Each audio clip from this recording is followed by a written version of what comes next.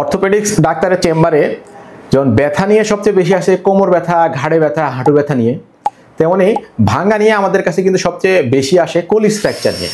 কোলিস ফ্র্যাকচারটা কি?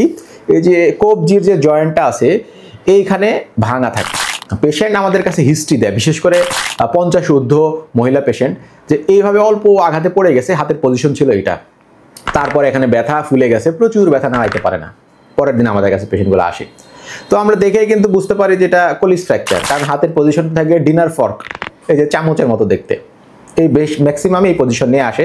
আবার এই পজিশন কিন্তু নাও থাকতে পারে, নর্মাল ফোলা এবং ব্যথা নিয়েও আমাদের কাছে আসতে পারে।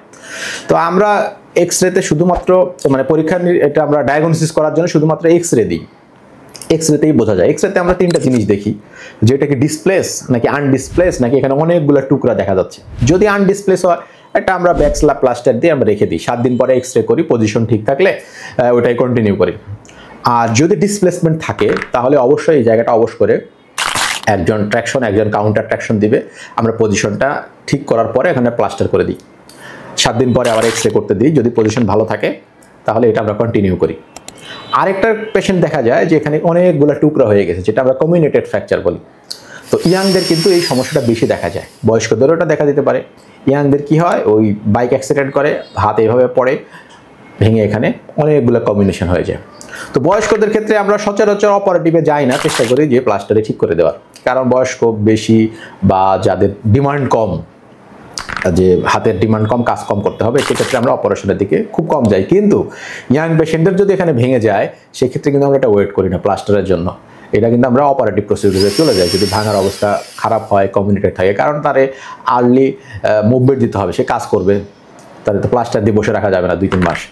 তো সেক্ষেত্রে আমরা অপারেশনে যাই, এখানে আমরা প্লেট লাগাই বা এখানে ওয়ারে যে তার ঢুকানো হয় এখানে।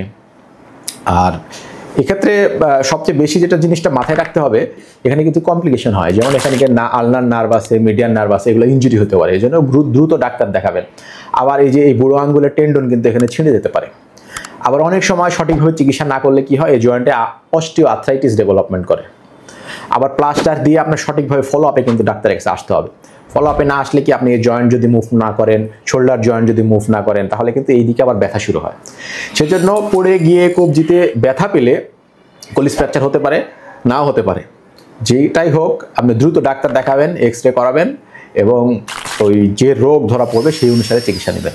দেরি করা যাবে না, কবিরাজি করবেন না। ধন্যবাদ, আজকে এই পর্যন্তই।